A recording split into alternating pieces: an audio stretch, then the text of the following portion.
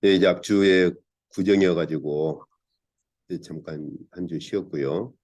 오늘 계속해서 저희가 계시록 지금 두 번째 묵시를 굉장히 오랫동안 살펴보고 있죠. 17번째 시간입니다. 오늘은 먼저 이제 그 요한계시록 12장을 이제 들어가는 그러한 일종의 이제 관문이죠. 네, 그래서 저희가 그 일곱째 천사의 나팔에 나타난 예고 묵시를 볼 건데요. 네, 이 일곱째 천사의 나팔에 나타난 예고 묵시를 여기 1차, 2차, 3차에 걸쳐서 볼 거예요. 왜 그러냐면 일곱째 천사의 나팔, 이 나팔에 나타난 예고 묵시는 굉장히 길게 하나님께서 사도 요한에게 주실 때 상당히 긴 분량을 그렇게 주셨거든요. 그 이유는 저희가 이제 12장부터 보실 때 그 이유를 볼 수 있어요. 이제 정확히 말하자면 11장 약간 앞부분부터입니다. 그리고 마지막으로 일곱 대저 여기 1번, 2번, 3번은 일곱째 천사의 나팔에 나타난 예고 묵시고요. 네 번째는 일곱 대접 심판을 집행하시기 전에 일곱 대접 심판이 무엇이냐 하는 것을 미리 알려주는 일곱 대접에 대한 그러니까 일곱 대접 심판이죠. 일곱 대접 심판에 대한 예고 묵시라고 볼 수 있어요. 자, 하나씩 보실까요? 한번. 네, 먼저 저희가 계시록을 볼 때 안 놓쳐야 될 것이 계시록 처음부터 끝까지 보시면 항상 배경이 어디냐? 하나님의 어전에서 집행되는 그런 종말의 역사가 무엇이냐 하는 것을 그렇게 묵시로 보여주신다는 거거든요. 여기 저희가 전에도 몇 번 반복해서 보았었죠. 다시 한번 정리를 좀 해야 될 필요가 있는 게 계시록 8장에서 일곱째 인을 떼실 때 이때 보면 8장 2절에서 5절까지 먼저 예고 묵시가 있다는 것 저희가 반복해서 봤잖아요. 이제 그리고서 여기 예고 묵시가 8장 2절부터 5절까지 먼저 예고 묵시를 보여주신단 말이에요. 그리고 나서 이제 선언되는 이 말씀이 어떤 거냐면 이 예고 묵시와 함께 혹은 예고 묵시 바로 전에 여기에서 보시면은 그들의 진노의 큰 날이 이르렀다.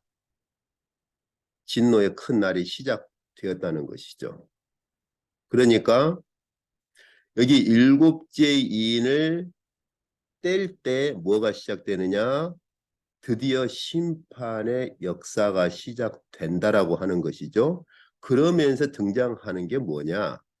여기 보시면 일곱째 인을 뗐을 때 등장하는 게 뭐냐면 8장 6절에서 일곱 나팔을 가진 천사가 이제 등장하죠. 그러니까 첫째부터 여섯째 인까지를 뗐을 때는 어떤 징조가 나타나는데 일곱째 인을 뗐을 때는 별다른 징조가 안 나타나고 여기 보시면 일곱 나팔을 가진 천사가 이제 등장한다는 거예요. 자, 이 구조는 일곱 나팔에서도 같아요. 여기 보시면 일곱째 천사가 나팔을 불잖아요. 그러면 여기 일곱째 천사가 나팔을 불었을 때 예고 묵시가 여기 11장 15절에서 일곱째 천사가 나팔을 불었을 때 예고 묵시가 굉장히 하나님께서 그 예고 묵시를 이 두 번째 이 두 번째 심판이라기보다는 어쨌든 일곱째 나팔을 불었을 때 이것에 대한 예고 묵시는 11장에서 14장에 이를 정도로 아주 길게 주어집니다. 이제 그 이유가 있다고 했죠, 제가. 그래서 처음에 제가 타이틀에서 이 일곱째 나팔에 대한 예고 묵시를 1차, 2차, 3차로 길게 제가 분류를 한 겁니다. 자, 그리고 나서 일곱째 천사가 일곱 번째 천사입니다. 일곱 번째 천사. 그러니까 첫째부터 여섯 번째 천사가 나팔을 불었을 때는 심판이 각각 집행이 되다가 일곱째 혹은 일곱 번째 천사가 나팔을 불었을 때 그때 역시 등장하는 게 뭐예요? 일곱 천사가 일곱 재앙을 가진 이 일곱 천사가 등장하는데 이 일곱 재앙이 어떤 거죠? 일곱 대접 심판이죠. 그래서 저희가 지금까지 보면서 제가 거듭거듭 강조했지만은 일곱째 인이 곧 뭐냐면 일곱 나팔로 등장하는 거고 일곱 번째 천사의 나팔이 곧 뭐냐면 일곱 대접 심판으로 등장하는 거예요. 이렇게 하나님께서 묵시를 구분 지어서 그렇게 보여주시죠. 그리고 이 일곱 재앙의 그 일곱 대접 심판의 특징이 뭐냐? 이게 마지막 재앙이다. 잠깐만요. 마지막 재앙이다. 그래서 하나님의 진노가 이것으로 끝날 것이다. 그러니까 진노의 날의 시작이 뭐죠? 일곱 번째 인을 뗐을 때 진노의 시작이 되니까 결국 진노의 시작은 일곱 번째 인을 뗐을 때 나타나는 일곱 나팔이 하나님의 진노의 시작이고 그리고 그 진노의 마지막 재앙이 뭐냐? 일곱 번째 천사가 나팔을 불었을 때 등장하는 일곱 대접이 마지막 심판인 거죠. 그래서 여기서 제가 무엇을 볼 수 있죠? 시간의 연속성을 볼 수가 있죠. 그죠? 예. 하나님의 그 심판, 종말의 심판이 시간의 연속성을 가지고 있는 걸 볼 수가 있어요. 제가 이 표현을 강조하는 이유가 있습니다. 좀 이따 제가 보여드릴게요. 그리고 이제 마지막 일곱 번째 대접을 쏟았을 때 그때 아주 중요한 선언이 하늘에서 하나님의 보좌 제가 계속 강조를 했지만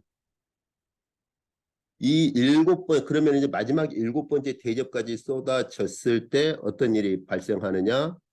하나님의 보좌에서 선언이 무언가가 선언됩니다. 하나님께서 무엇을 선언하십니까? 되었다. 근데 되었다라고 번역되어 있는데 it's done.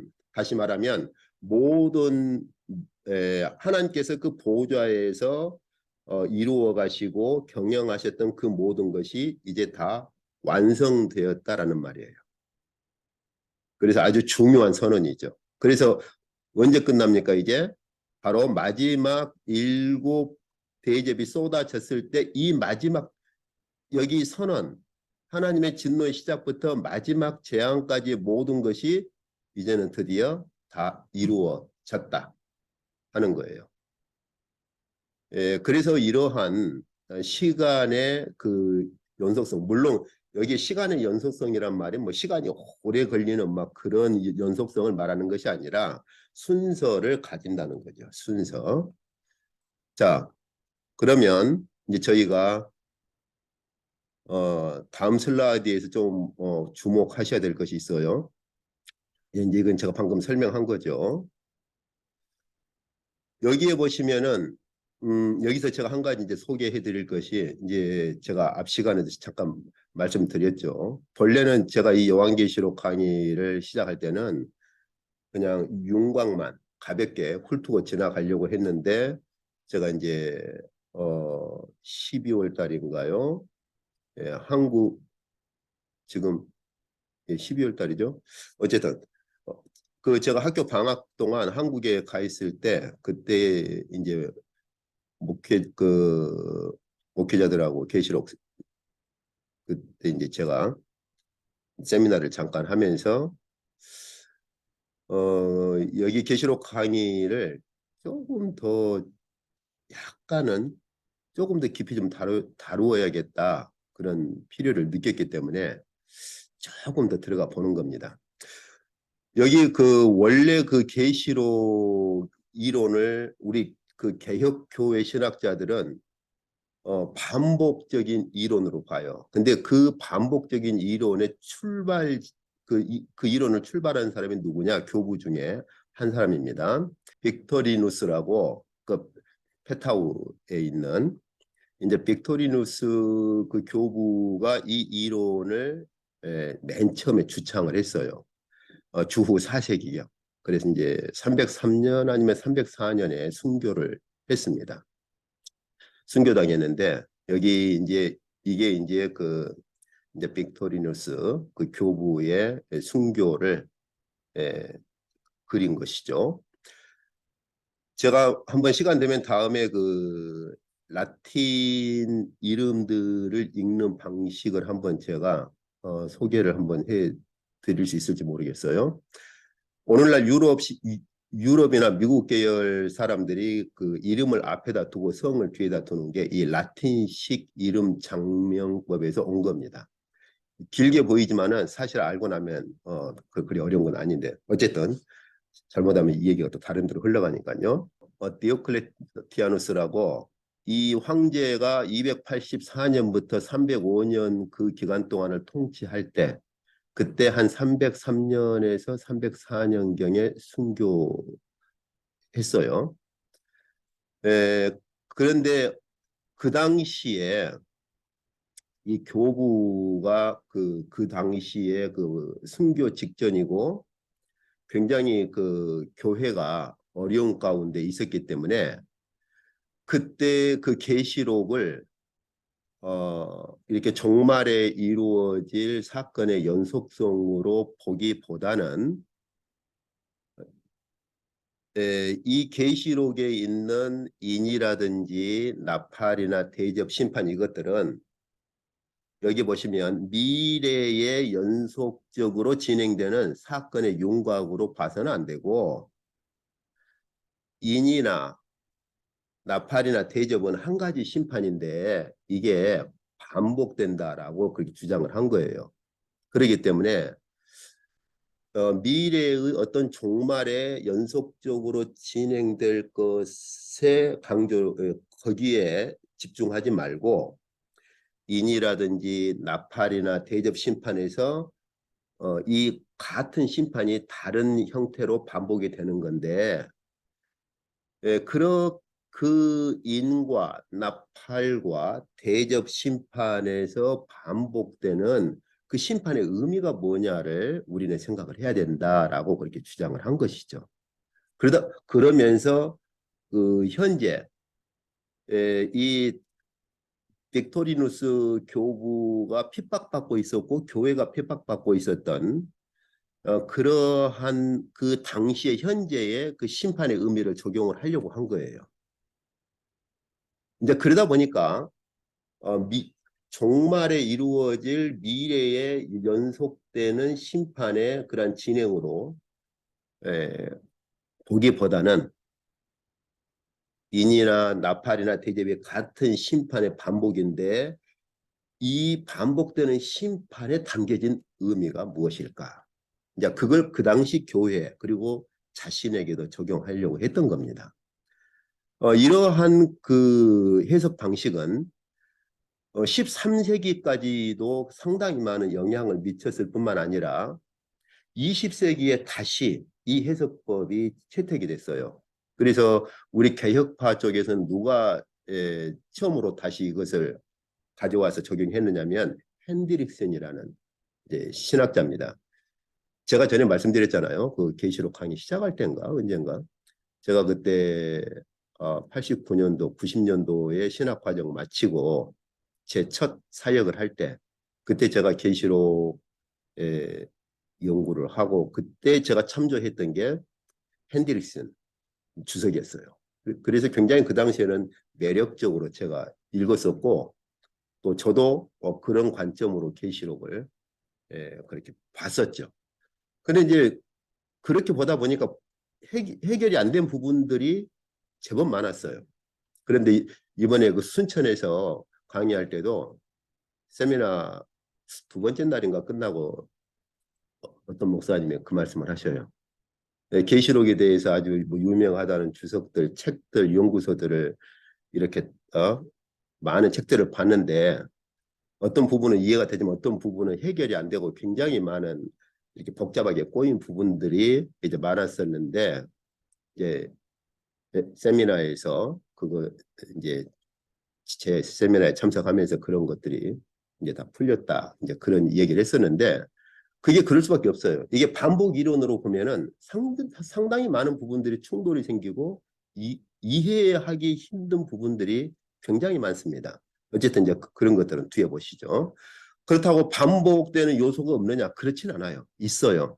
그래서 우리가 계시록을 볼 때 반복되는 부분이 어떤 부분이고 하나님께서 하나님의 의전에서 집행해 가시는 그 집행의 역사가 어떤 것인지를 잘 구분해서 봐야 될 필요가 있어요. 그 두 가지를 구분하지 못하면 굉장히 혼란스러워져 버립니다. 가령 여기 그 본문의 연속성이라는 실례로 제가 한 가지만 우선 가져왔는데요. 여기 일곱 나팔을 가진 천사가 나팔 부는 것을 준비하거든요. 그런데 여기에 보시면은 일곱 나팔을 가진 천사가 나팔 불기를 준비하더라. 이 앞에 우리 한글 성경은 빠져 있는데 이 접속사가 있어요.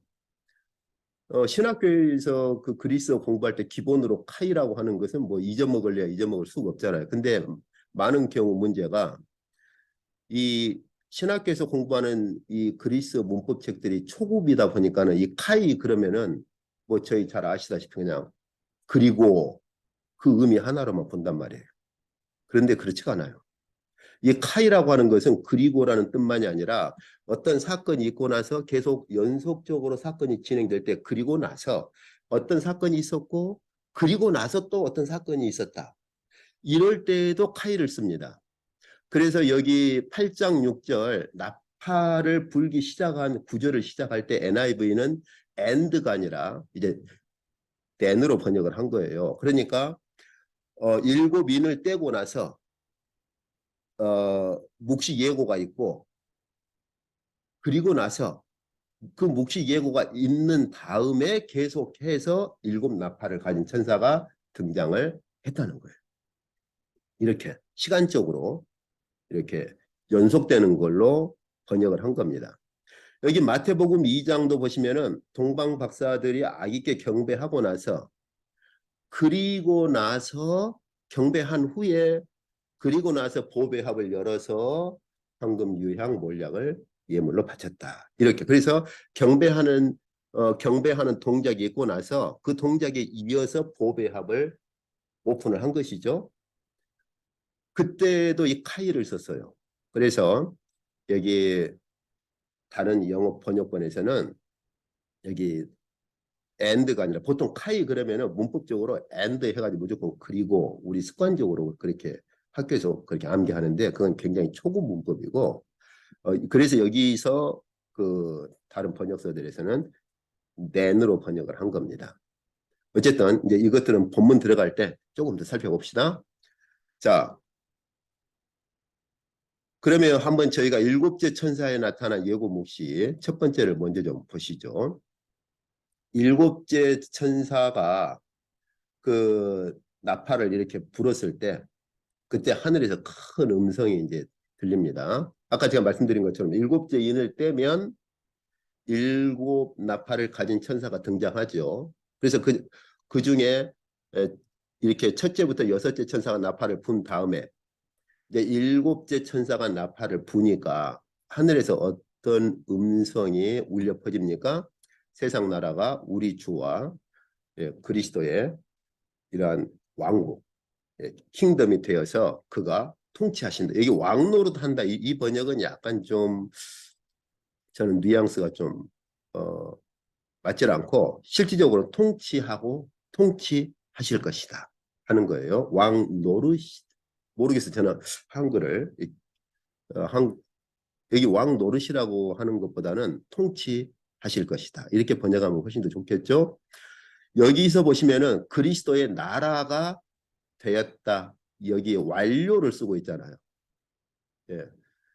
이 완료를 보통 뭐라고 하느냐? 이스라엘 사람들은 특히 구약에서는 앞으로 이루어질 하나님의 경륜, 변함없이 확실하게 이루어질 하나님의 경륜을 말할 때는 완료형을 써버립니다. 다시 말하면 앞으로 이루어질 일이지만 그 하나님의 경륜이 너무나 확실한 경우는 이미 이루어진 것으로 보는 거예요.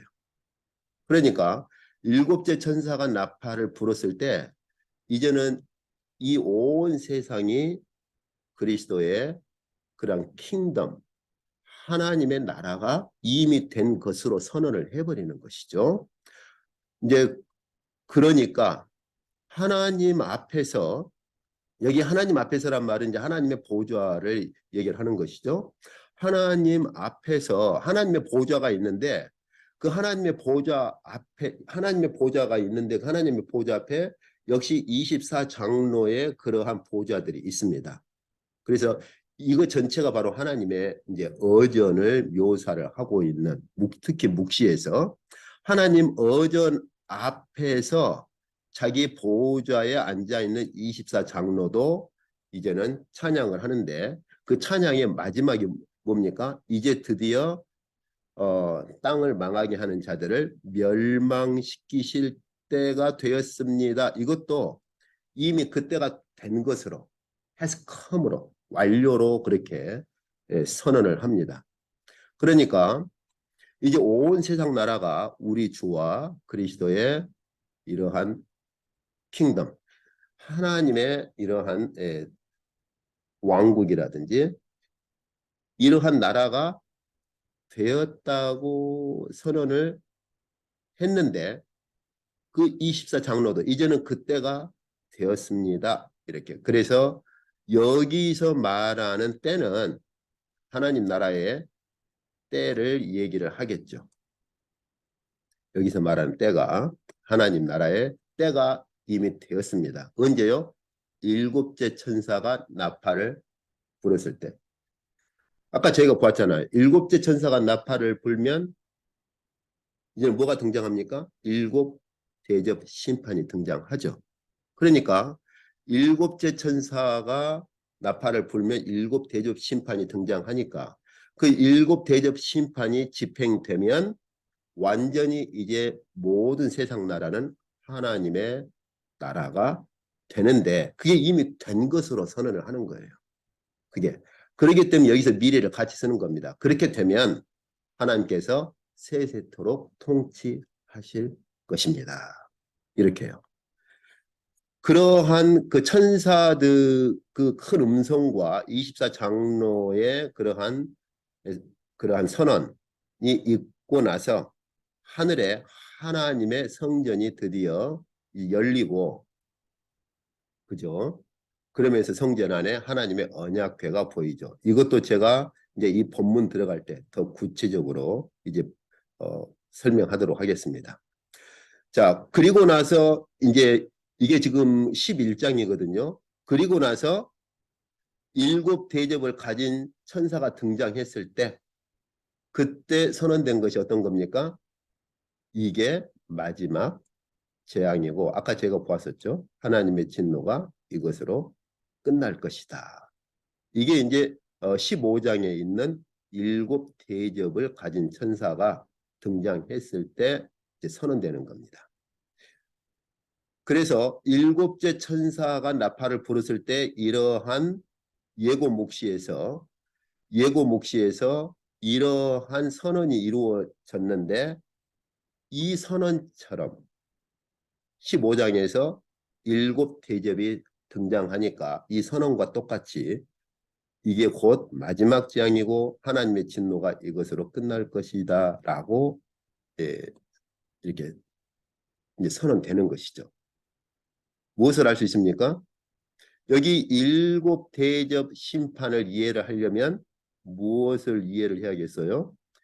11장에 있는 예고 묵시.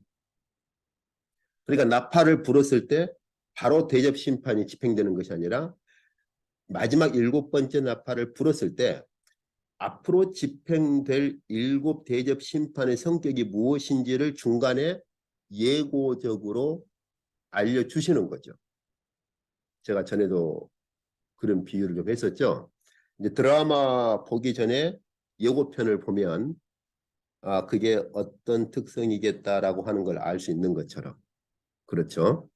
그래서 여기 11장부터 14장까지가 이 일곱 대접 심판에 대한 일종의 예고 묵시예요.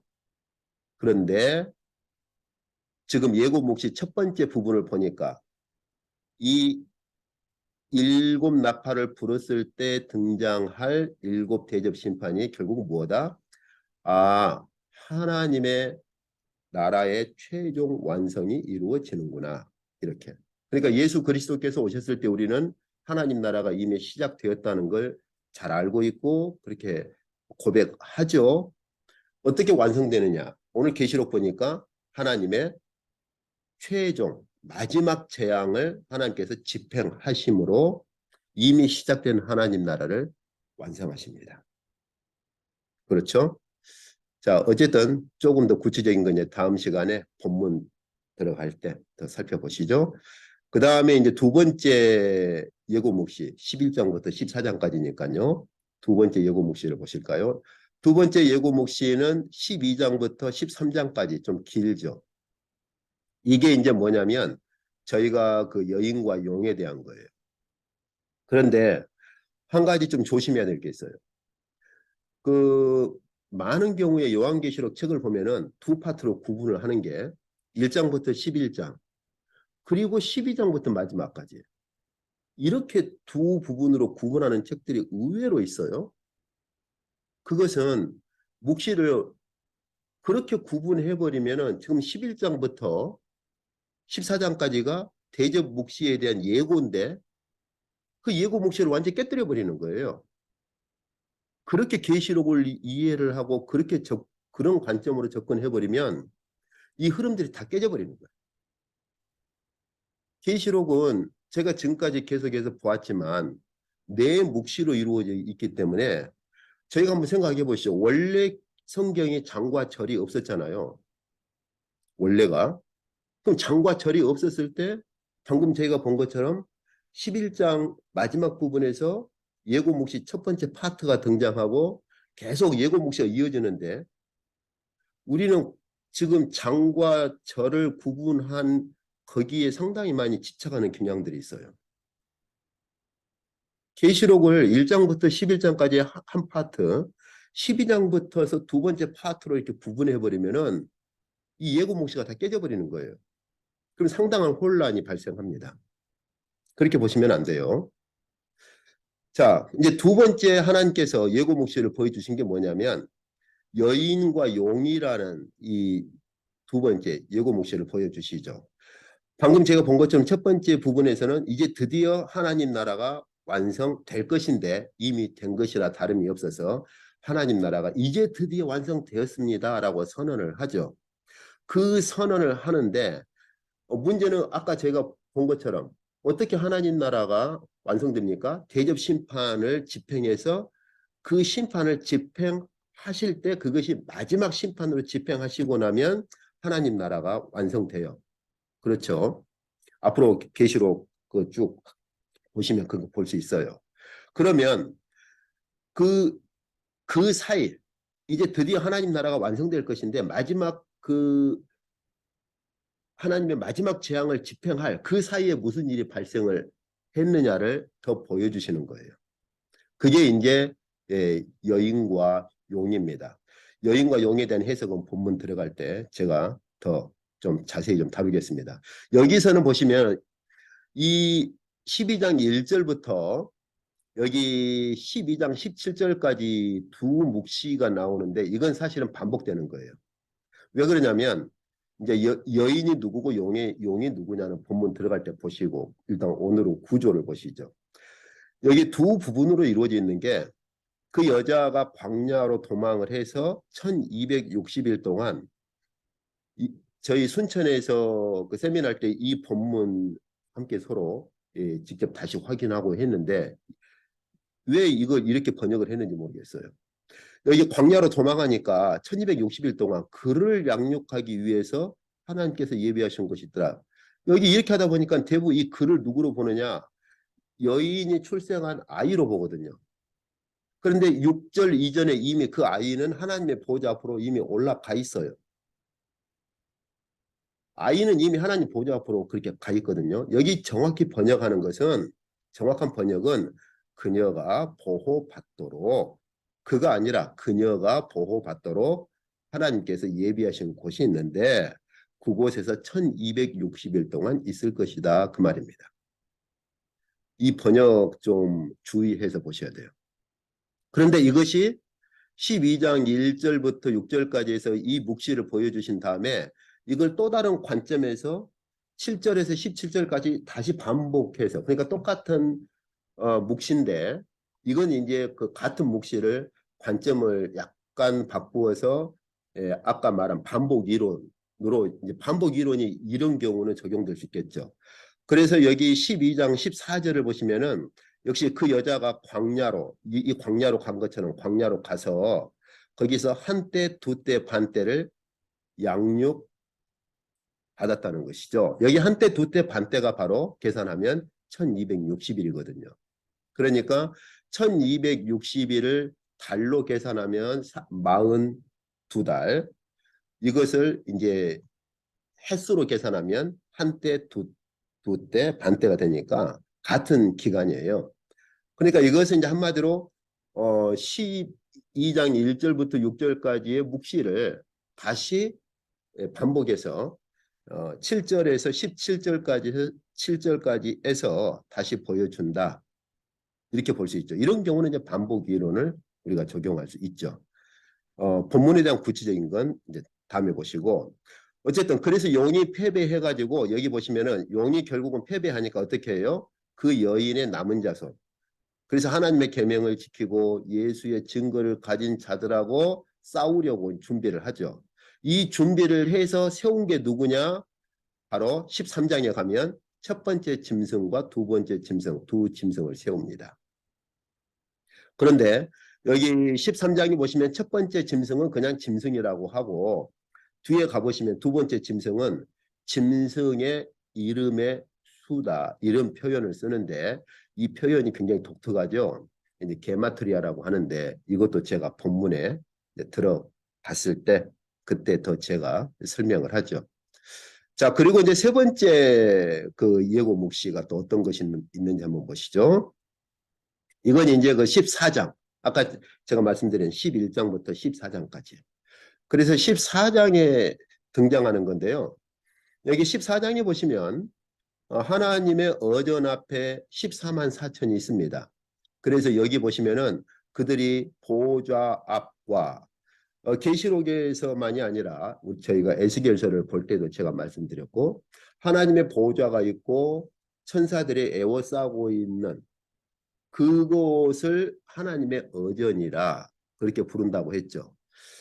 여기서 그들이라고 하는 것은 여기 보시면은 속량함을 받은 14만 4천, 다시 말하면 14만 4천을 말을 하는데요.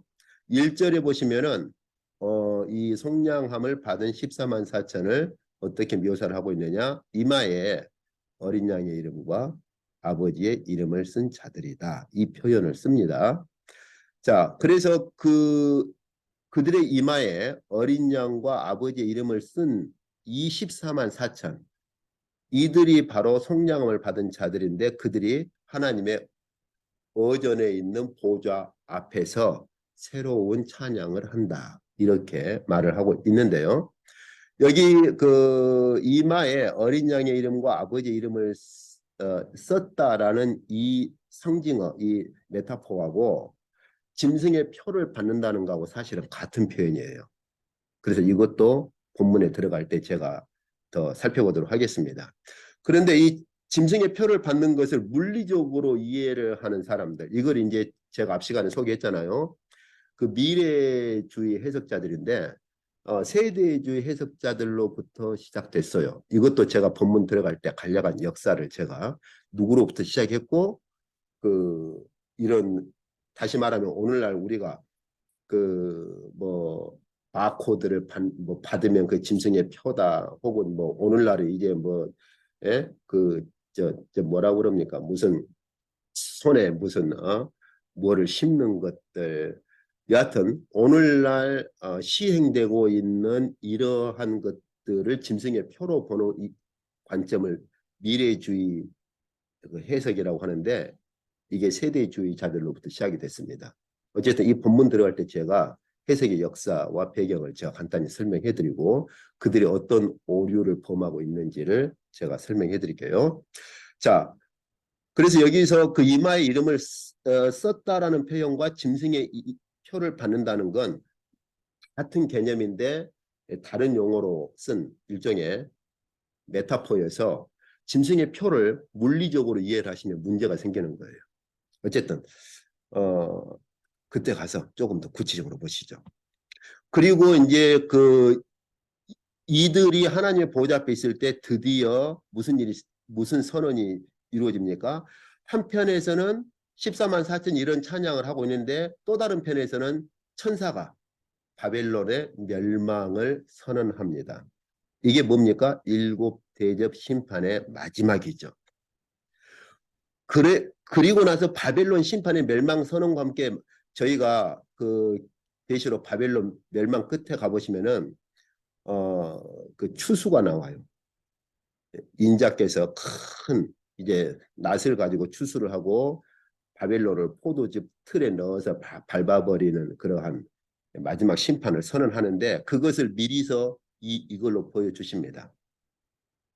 그래서 마지막 추수 14장을 보시면은 첫 번째 그 14만 4천의 찬양, 그다음 두 번째 천사가 바벨론의 멸망을 선언 딱 하니까 또 다른 천사가 드디어 인자께서 이렇게 임하셨는데 하는 말이 인자께 당신의 낫을 휘둘러 거두소서. 드디어 추수 때가 이제 완성됐습니다. 여기 이르렀습니다라고 하는 것도 추수 때가 완성됐습니다 하는 거예요. 이건 그 주님의 말씀의 반영인데 저희가 마가복음에 보시면은 열매가 익으면 낫을 태서 낫을 태는데 왜 그러냐? 추수 때가 이르렀기 때문이다. 그런데 주님께서 이 선언을 하시는 이 마가복음에서는 이미 그 추수 때가 시작된 걸로 보는 거예요. 그래서 주께서 오셔가지고 이미 추수 때가 has come 시작됐어요. 언제 그 추수 때가 완성이 되느냐? 바로 바벨론 포로 때, 바벨론 심판 때. 그때 역시 천사가 이제 추수 때가 완전히 완성됐습니다. 낫을 이렇게 휘두른다고 합니까? 낫을 휘둘러서 추수를 하십시오. 이렇게 선언을 하죠. 그리고 나면 이제 15장부터 시작되는 마지막 일곱 대접 심판에서 아까 저희가 보았잖아요. 마지막 일곱 대접이 어떤 것이었습니까? 바벨론을 그 포도를 추수하듯이 완전히 이제 그 추수를 해가지고 짓밟는 심판의 집행이 마지막에 이루어집니다. 자, 지금까지 저희가 보신 것처럼 어떻습니까? 11장부터서 지금 14장에 이르기까지 결국은 앞으로 저희가 일곱 대접 심판을 보시면은 11장부터 14장에 나오는 이 예고 묵시에 나타난 배경이 일곱 대접 심판에 그대로 반영이 돼요. 그대로. 그런데 이걸 그 반복 이론으로 봐버리잖아요. 예고 묵시를 보지를 못해요. 그래서 반복 이론으로 말하는 책들을 보세요. 예고 묵시라는 개념 자체가 없어요. 이번에 순천에 살 때에도 어떤 목사님 그 말씀하셨는데 예고 묵시라는 개념이 없어요. 뭐 세계적으로 유명하다고 하는 뭐 계시록을 선도한다고 하는 뭐 학자들의 그러한 책들. 그래서 우리나라에서는 뭐 이제 이필창 교수가 스코틀랜드에서 공부하고 와가지고 자기 스승의 책을 적용을 해서 두꺼운 책도 출판했잖아요. 그 저희가 그 우리 개혁교회 신학자들의 그 계시록 반복 이론을 가지고 이렇게 그 관점으로 계시록을 집필하는 책들을 보면 예고 몫이라는 개념 자체가 없어요. 그럴 수밖에 없죠. 똑같은 인이나 나팔이나 대접이 똑같은 심판에서 반복되는 건데 예고 자체가 필요가 없는 거죠. 그러다 보니까 예고 몫이가 들어간 본문을 가지고 씨름을 하는데 한번 책들을 보세요. 그 부분을 해결들이 안 되는 거예요. 거기서 심각한 충돌이 발생을 합니다. 그래서 순천에서 그 목사님 그 말씀을 하셨던 거예요. 이렇게 유명하다는 학자들 책들을 봤는데 굉장히 그런 부분들이 혼란스러웠다고. 저도 핸드릭슨 책 가지고 굉장히 매력 있게 봤고 저도 거기에 푹 빠졌었지만 그 부분들이 해결이 안 돼가지고 계시록을 더 깊이 들어가는데 굉장한 애를 먹었고 힘들었었죠. 자, 어쨌든 구체적인 건 이제 본문 들어갈 때 또 구체적으로 보도록 하시죠.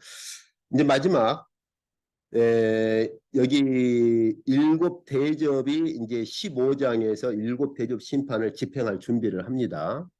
그때 보시면은 여기 일곱 천사가 일곱 재앙을 가졌어요. 이게 뭡니까? 마지막 재앙이고 하나님의 진노가 이것으로 마칠 것이다. 이게 바로 일곱 대접이죠.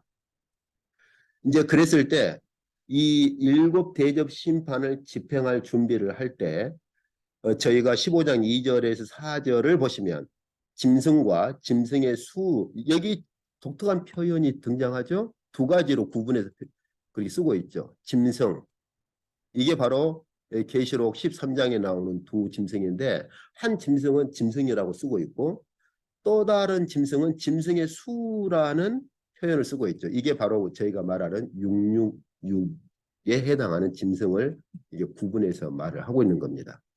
이거 이제 제가 본문에서 본문 들어갈 때 더 구체적으로 설명한다 그랬죠. 이제 게마트리아 용법이라고 그래요. 그래서 이 그러니까 짐승과 짐승의 수를 이긴 자들의 찬양이 울려 퍼지죠. 그래서 짐승과 그의 우상과 그의 다시 말하면 짐승의 이름의 수를 이긴 자들이 이제 검은고를 가지고 찬양을 쭉 하는 것이 15장 2절부터 4절에 등장하고요. 이제 그러고 나니까 이제 일곱 금 대접이 일곱 천사들에게 주어지는데 여기서 주목해 보셔야 될 게 있어요. 본문에서 제가 더 자세히 말씀드리겠습니다. 네 생물 중 여기 네 생물 중 하나가 영원히 살아계신 하나님의 진노를 가득 담은 금 대접 일곱을 일곱 천사들에게 주는데 누가 줍니까? 네 생물 중 하나. 이 네 생물은 에스겔서를 보셔도 알 수 있고 계시록 5장에 4장에서 저희가 볼 수 있어요. 하나님의 보좌에 가장 근접해 있는 천사들이 네 생물입니다. 에스겔서도 보면은 에스겔 선지자에게 하나님께서 하나님의 보좌에 앉으셔서 임재하실 때 그 하늘에 하나님의 보좌를 떠받치고 있는 자들이 누구냐? 네 생물이에요. 그리고 계시록 저희가 4장을 보셔도 하나님의 보좌가 있는데 그 하나님의 보좌에 가장 근접하게 있는 자들, 천사들이 누구냐? 네 생물입니다. 그래서 하나님의 어전에 가장 근접한 네 생물에게 하나님의 그 진노의 그 심판의 대접이 주어지니까 이 네 생물에 속한 천사 중 하나가 그 진노의 그 일곱 금 대접을 받아서 일곱 천사들에게 하나씩 배정을 하는 거예요. 심판을 집행하라고. 이렇게 하는 것이죠. 이제 그래서 저희가 이제 지금까지 쭉 보신 것처럼 저희가 이 계시록을 보실 때 오늘 저희가 보신 것처럼 계시록을 보실 때 보통 성경을 해석할 때 두 가지 중에 하나를 가집니다. 하나는 뭐냐면은 조직신학적 방식인데 그건 뭐냐면 주제를 선정을 해요. 그리고 그 주제에 맞추어서 성경 본문을 끼워 넣죠. 그게 뭐 잘못된 거냐? 그건 아니에요. 당연히 조직신학적 접근이 가능합니다. 그런데 문제는 그럴 수 있는 부분이 있고 그래서는 안 된 부분이 있는데 과도하게 그 조직신학적 접근에 성경 모든 것을 조직신학적 접근에다 끼워 넣어버리려고 하는 게 있습니다. 하젤이 그 성경 해석사에 대한 책을 집필할 때 아주 좋은 그러한 관점을 제공했는데 조직신학적 접근의 출발점이 언제 어떻게 시작되고 오늘날 어떻게 적용되고 있는지를 했는데 그 책에서 잘 밝혔는데 한번 제가 시간 되면은 간략간략하게 제가 소개를 해드릴게요. 그리고 또 하나는 성경신학적 관점이에요. 그래서 이 역사 안에서 진행되는 것이 무엇인가? 그래서 이제 성경신학은 주로 성경 본문을 이 역사 안에 진행되는 하나님의 구원 역사, 여기에 초점을 맞추죠. 그래서 이 두 가지가 보완되면은 상당히 좋은 성경을 이해하는데 아주 좋은 도움을 받을 수 있습니다. 그런데 그 모든 걸 포괄할 수 있는 방식이 하나 더 있습니다. 그건 제가 앞 시간에 잠깐 말씀드렸잖아요. 하나님께서 하나님의 어전에서 어떤 계시를 베풀어 주셨고 창조와 구속과 그리고 마지막 구속의 완성을 하나님께서 하나님의 어전에서 어떻게 이루어 가시는가를 우리도 성경에 나타난 계시의 빛 가운데서 하나님의 어전의 관점에서 보는 거예요, 그냥. 그러면 조직신학적 접근이 되었던 성경신학적 접근이 되었던 간에 그 모든 것을 하나님께서 집행해 가시는 그 하나님께서 하나님의 어전에서 집행해 가시는 그 관점을 따라서 우리도 보는 거예요, 그냥. 그러면 굳이 뭐 조직신학이라는 틀을 만들어서 제가 조직신학을 무시하는 게 아니고 본문을 거기다가 그렇게 끼워 넣는다든지 그럼으로써 발생하는 어떤 무리수를 둘 필요가 없는 것이죠. 자, 일단 이런 부분들은 다음 시간에 계속 본문을 볼 때 더 제가 하나님께서 어전에서 직접 집행해 가시는 그러한 그 집행의 방식이나 어전의 관점들이 성경의 계시 안에 분명하게 흔히 그렇게 있기 때문에 그냥 우리는 그대로 그냥 하나님의 뒤를 따라가면 되는 거죠. 마치 어린 손자에게 할아버지가 무슨 얘기를 하면 어린 손자가 그냥 할아버지 얘기를 듣고 그냥 따라가는 거죠. 그걸 가지고 할아버지 이 말씀을 내가 주제별로 어떻게 묶어볼까 아니면 내가 다른 신학적 관점을 가지고 어떻게 할아버지 얘기를 해석을 해볼까 이렇게 굳이 그럴 필요가 없다는 말이죠. 뭐 제 비유가 적합한지는 모르겠습니다만은 이제 결론을 한번 맺도록 하겠습니다. 저희가 지금까지 보신 것처럼 계시록은 하나님께서 하나님의 어전으로부터 진행하시는 종말의 역사를 계시하신 거예요. 그렇기 때문에 이것을 뭐 반복적인 이론에 계시록을 끼워 넣어서 그 어떤 이것도 일종의 조직신학적 관점이에요. 반복 이론이라고 하는 틀을 만들어 가지고 계시록을 끼워 넣는 거죠. 어, 그런 요소가 없느냐? 아까 저희가 보신 것처럼 계시록 안에 반복적인 요소가 있어요. 그렇기 때문에 반복적인 요소가 있는 부분은 반복적인 걸로 보고 그렇지 않는 것은 반복 이론에다가 모든 본문을 끼워 넣어서는 안 된다는 겁니다. 자, 그리고 마지막 묵시 예고는 결국 뭡니까? 일곱 번째 나팔을 불었을 때 시작될 일곱 대접 심판인데 그 사이에 예고 묵시가 바로 마지막 묵시 예고죠. 그때 아까 제가 보신 것처럼 이미 시작된 하나님 나라를 하나님의 어전에서 그렇게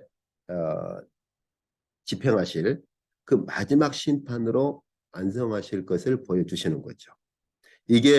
이것을 보여주신 게 뭐예요?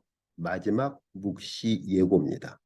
그래서 저희가 계시록 그 11장에서 14장까지 마지막 묵시 예고를 보실 때 하나님께서 어떻게 하나님 나라를 이미 시작하신 그 하나님 나라를 어떻게 완성하실 것인가.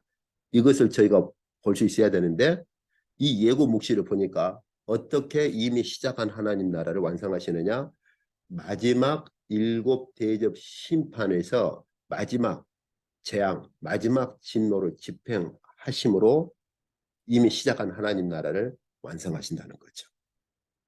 그러니까 저희가 하나님 나라를 연구한다고 했을 때 이 계시록의 이 관점을 떠나서는 안 되겠죠. 근데 안타깝게도 하나님 나라에 대한 연구서들을 보면은 그 부분까지를 확장이 안 되고 있죠. 뭐 하나님 나라에 대해서 많은 책들을 보셨고 그렇게 잘 아시니까. 그래서 어떻게 이미 시작한 하나님 나라를 완성하실 것이냐. 이 부분, 바로 이 부분을 계시록의 마지막 묵시 예고에서 볼 수 있습니다. 그리고 그것을 계속 집행해 가실 때 그 하나님 나라 마지막 그 심판에서 완성하실 그 하나님 나라를 집행해 가실 때 무슨 일이 발생하느냐? 바로 여인과 용으로 이 여인과 용의 묵시로 보여주신 이것처럼 그래서 그러한 빛과 어두움 그리고 사탄과의 그러한 싸움이 있는데 여인과 용 같은 경우는 하나님 어전에서 시작하는 전 역사를 다시 한번 더 크게 그리고 구체적으로 보여주시는 것이 여인과 용이라는 묵시에서 보여주시는 그러한 빛이죠. 그래서 저희가 이 부분을 보실 때는 하나님 어전에서 시작한 그 전 역사 처음부터 마지막까지 전체를 저희가 볼 수가 있습니다. 12장 볼 때 구체적으로 보도록 하시죠. 그리고 이러한 가운데서 이미 주님께서 시작하신 종말의 추수, 하나님 나라가 이미 시작되었듯이 추수도 사실은 이미 시작된 거예요. 이미 추수가 시작됐기 때문에 제자들을 부른 겁니다. 한번 그 복음서를 다시 한번 읽어보세요. 왜 주님께서 제자들을 부르셨느냐? 우리는 보통 주님께서 12제자를 부르셨다 이렇게만 생각하잖아요. 왜 부르셨느냐? 종말의 추수가 시작됐기 때문에 부르신 거예요. 그래서 주께서 제자들을 부르시고 하신 말씀 그 본문을 보세요. 종말의 추수와 묶어서 말씀하십니다. 너희는 가서 이제 같이 휘어져 가지고 추수 때가 되지 않았느냐? 일꾼들을 보내달라고 해라. 이 배경에서 제자들을 부르신 거예요. 그러니까 오늘날 우리 그리스도인들을 비롯한 정말로 그 주님의 제자들에게 주어진 짐이 무엇냐, 임무가 무엇냐, 이 종말의 추수에 참여를 해야 한다는 사실이에요. 우리를 종말의 추수꾼으로 부르신 거예요. 이것은 마지막 하나님께서 일곱 대접 심판을 집행하실 때 끝납니다. 그때까지 우리는 종말의 추수꾼으로 부름받은 자들이에요. 이것이 하나님께서 우리를 부르신 목적 중에 하나입니다. 여러 가지 목적이 있는데 그 중에 하나예요.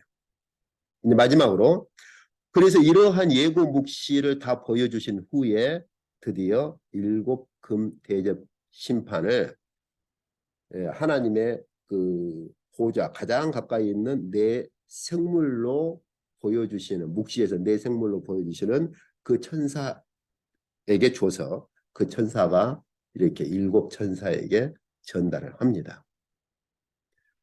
이제 예고 묵시 그 개요를 오늘 저희가 잠깐 보았는데요. 다음 시간부터는 예고 묵시 본문에 들어가서 구체적으로 하나씩 하나씩 살펴보도록 하겠습니다. 오늘 이쪽까지 하도록 하겠습니다.